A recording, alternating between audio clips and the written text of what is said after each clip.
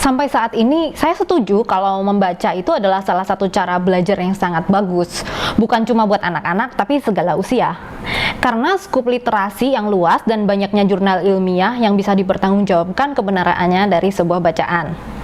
Tapi masalahnya ketika membaca dianggap jadi satu-satunya cara untuk belajar, di sini saya nggak lagi setuju. Saya setuju kalau membaca itu penting, tapi membaca bukanlah satu-satunya cara untuk belajar. Ilmu nggak hanya bisa didapatkan lewat bacaan. Terus kenapa ada begitu banyak orang yang masih berpikir kalau anak yang malas belajar adalah anak yang sedikit membaca? Apalagi diperburuk dengan asumsi bahwa jika banyak menggunakan gadget, maka anak hanya bermain-main terus dan sedikit belajar. Mari kita luruskan dua hal di atas. Pertama, membaca bukanlah satu-satunya cara belajar yang benar. Ada banyak cara belajar selain membaca. Belajar bisa dengan cara praktek, belajar langsung lewat pengalaman atau membuat percobaan. Belajar juga bisa dengan menganalisa, menghitung, merumuskan satu persoalan gitu ya. Dan selain itu belajar juga bisa dengan melihat video, mendengar audiobook, melihat film. Belajar juga bisa lewat diskusi, brainstorming, ikut suatu seminar. Belajar bisa dengan terlibat dengan kegiatan di alam maupun kegiatan sosial. Belajar bisa dilakukan lewat pengamatan.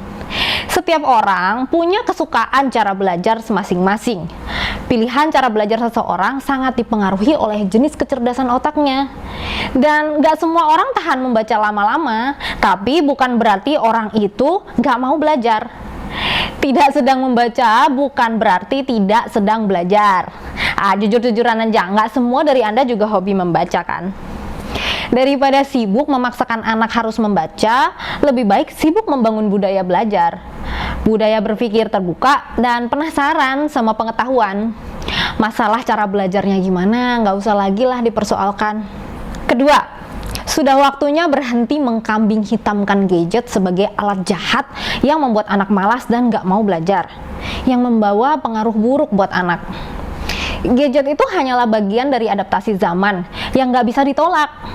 Sebelum ada gadget, apakah nggak ada anak yang dianggap malas belajar dan terlihat bermain terus dengan teman-temannya? Apakah sebelum ada gadget nggak ada anak yang terpapar pergaulan nggak baik dari lingkungannya? Daripada terus mengkambing hitamkan gadget dan mengisolasi anak dari zamannya, lebih baik kenalkan sebagai media untuk mempermudah mereka belajar.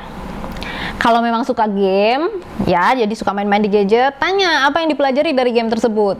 Apakah di level berikutnya anak bisa meng-create sebuah game baru? Kalau suka tampil, suka melihat sosmed, tanya apa yang dipelajari dari konten kreator idolanya. Apakah di level berikutnya dia bisa mengikuti jejaknya, jadi konten kreator yang bagus? Kalau suka menggambar, beli aplikasi yang memudahkan anak berlatih menggambar. Jika suka bahasa, memotret, melukis, main musik, atau lainnya, ada banyak e-course yang bisa dibeli dengan harga terjangkau buat belajar.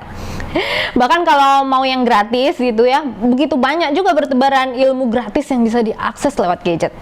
Ilmu-ilmu yang ada di dunia maya itu bahkan lebih up to date dari kurikulum sekolah.